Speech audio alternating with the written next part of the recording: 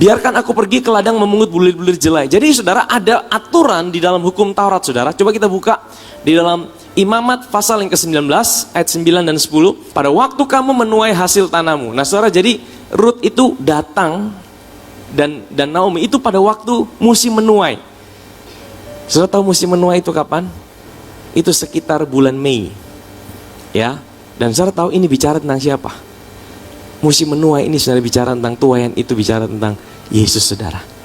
Ingat saudara, musim menuai itu di hari raya Pentakosta, hari raya ke-50. Hari raya ke-50 bagi orang Israel, itu hari raya mereka bawa hasil tuaian mereka yang pertama. Buah sulung diangkat dan diunjukkan di hadapan Tuhan. Saudara ingat siapa buah sulung kita? Buah sulung kita adalah Yesus. Dia yang sulung, yang mati dan bangkit dari antara orang mati. Amin saudara. Amin saudara. Sebenarnya tuaian ini juga bicara soal kebangkitan. Tuaian ini bicara tentang kebangkitan saudara. Jadi pada waktu kamu menuai hasil tanahmu, itu di dalam hukum Taurat, janganlah kau sabit ladangmu habis-habis sampai ke tepinya. Dan janganlah kau pungut apa yang ketinggalan dari penuaianmu. Jadi kalau orang punya ladang, dia punya penuai-penuai, itu tidak boleh disabit sampai habis. Pinggir-pinggirnya itu kasih sisa. Karena apa? Karena akan ada janda-janda, akan ada orang-orang asing yang akan ikut di belakang.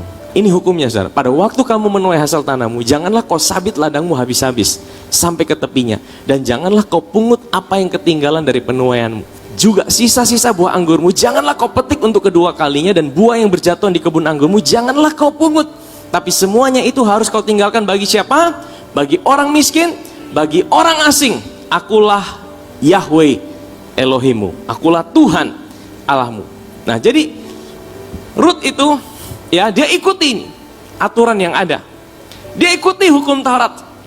Ini menandakan bahwa Rut itu sungguh-sungguh serius saudara, ikut Tuhan. Dia bukan hanya bilang bangsamu adalah bangsaku, Allahmu adalah Allahku, tapi dia juga sungguh-sungguh mempercayai apa yang Tuhan tuliskan di dalam firman-Nya. Dan dia bilang sama Naomi, kita kembali ke kitab Rut tadi saudara. Dia bilang, maka Rut perempuan Moab itu berkata pada Naomi, biarkanlah aku pergi ke ladang memungut bulir-bulir jelai di belakang orang yang murah hati kepadaku. Dan sahut Naomi kepadanya apa? Pergilah anakku, bahwa aku akan berjalan di belakang orang yang sedang sabit, dan mudah-mudahan aku dapat kemurahan. Saudara tahu, karena dia tahu apa? Yang pertama, dia orang Moab, dia orang asing. Yang kedua, dia butuh kemurahan dari orang yang sedang sabit. Betul ya saudara? Kalau orang sabit, dia sabit kasih habis, berarti dia pulang dia gigi jari. Maka dia bilang, aku butuh kemurahan. So ini satu sikap yang baik bagi kita di tengah-tengah masa yang sulit. Kita selalu minta sama Tuhan, Tuhan, aku tahu bahwa aku hidup oleh karena kemurahan-Mu Tuhan. Amin saudara. Aku boleh ada sampai dengan hari ini. Aku tahu itu bukan karena aku hebat, tapi aku tahu bahwa itu adalah karena kemurahan Tuhan di dalam kehidupan kami. Anugerah Tuhan.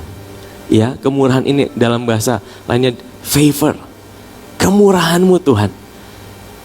Artinya saudara, sekalipun mungkin kau hari ini, oh aku bisa kok, aku bisa lakukan ini, aku bisa buat ini. Tapi saya selalu bilang gini saudara, ya, semua dari apa yang bisa kita lakukan, itu harus dimulai dari sebuah kesadaran, Tuhan aku tahu, kalau aku bisa lakukan ini, itu karena kemurahan-Mu lah yang membuat aku bisa lakukan ini. Saya percaya kalau saudara orang yang dipenuhi dengan kemurahan Tuhan, dipenuhi dengan anugerah Tuhan, itu akan menarik hal-hal yang baik datang dalam hidup saudara. Setiap pagi bangun katakan, Tuhan aku tahu, hari ini adalah hari yang diberkati oleh Tuhan. Aku dicintai tanpa syarat, aku dikasihi tanpa batas, aku diberkati berlimpah-limpah, dan sesuatu yang baik pasti terjadi dalam hidupku hari ini. Sekalipun tidak baik, sekalipun musim masih belum baik, sekalipun keadaan belum baik, katakan itu pada Tuhan. Buat itu statement sama Tuhan. Saya percaya itu sebuah sikap hati. Kita sadar bahwa hidup kita adalah karena kemurahan Tuhan. Dan saya percaya itu akan menarik banyak berkat, banyak hal yang baik datang dalam hidup saudara.